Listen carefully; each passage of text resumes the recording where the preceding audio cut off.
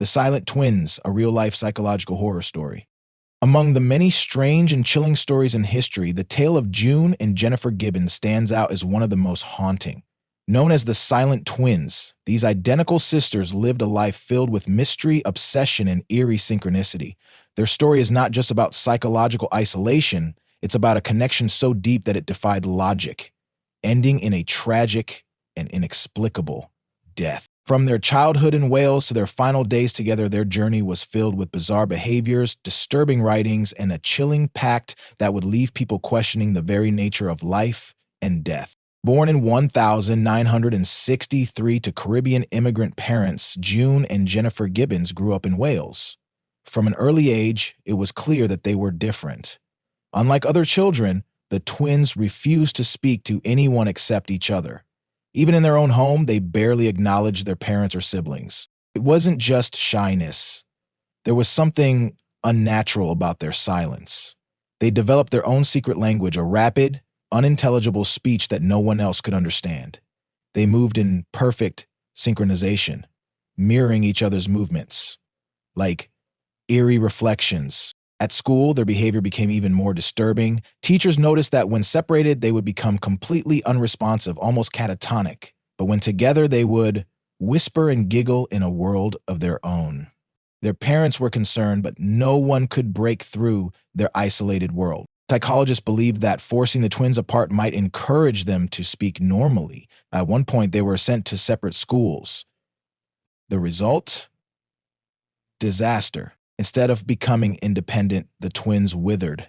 They refused to eat, stopped moving, and became like empty shells. It was clear they could not survive apart. Their bond was more than just emotional. It was an obsession, a force that controlled them completely. Since they rejected the real world, June and Jennifer created their own. Locked in their bedroom for hours, they wrote dark and twisted stories, often filled with violence, crime, and death. One of their stories was about a young man who owned a haunted house where people mysteriously died. Another told of a doctor who became obsessed with his patient and committed horrifying crimes. But writing wasn't enough. They wanted to live their stories. As teenagers, the twins began experimenting with crime. They started with petty theft, but soon escalated to arson. In 1981, they burned down a school building just to see what it felt like. They watched the flames with fascination, showing no fear, no remorse. When the police caught them, they did not resist. They simply sat in silence, expressionless, unbothered. Instead of prison, the twins were sent to Broadmoor Hospital, a high-security psychiatric facility that housed some of Britain's most dangerous criminals. For the next 12 years, they remained confined, surrounded by murderers and violent offenders. But even in this terrifying environment, they continued their eerie ways. Nurses often found them sitting completely still, staring at each other for hours without speaking. When they moved, they did so in perfect unison, as if controlled by an invisible force. Doctors tried everything to understand their condition, but nothing worked. Then, something even more chilling happened. As the years passed, June and Jennifer began to believe that one of them had to die for the other to be free. Jennifer wrote in her diary, "Both of us must die. We have decided it will be me." June's diary revealed her fear of Jennifer's power over her, writing that she felt like her twin was taking control of her very soul. It was no longer just a psychological bond, it was a death pact. In 1993, after 12 years in Broadmoor, the twins were finally being transferred to a lower security hospital. On the day of their release, Jennifer suddenly turned to June and whispered, "It's me, I'm gonna die.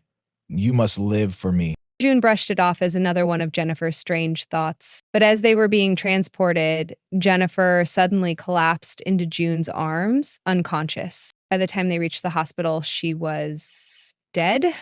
Doctors were baffled. Jennifer had no illness, no injuries, no drugs in her system. The official cause of death? Acute myocarditis, sudden inflammation of the heart. But how? There was no medical explanation. Jennifer had willed herself to die. After Jennifer's death, something even stranger happened. June, who had been mute and withdrawn for years, suddenly began speaking normally. She started living a completely ordinary life. She was no longer trapped in her twin's shadow. When asked about Jennifer's death, she simply said, "She had to die so I could live." The silent twins remain one of the most disturbing mysteries in psychological history. Did Jennifer truly control June's mind? Did she sacrifice herself to set her sister free? Was this an extreme case of a shared psychosis, or was something supernatural at play? To this day, no one knows the full truth. June Gibbons still lives quietly in Wales, but she rarely speaks of her sister. And somewhere locked in their old diaries are the final secrets of the silent twins. A real-life horror story that defies explanation. Their story is a haunting reminder of the power of the human mind, the mysteries of identity, and the terrifying possibility that some connections are too strong to survive in this world. Some believe June and Jennifer were simply two troubled sisters. Others believe Jennifer's death was no accident, but a fate they had planned all along. What do you believe?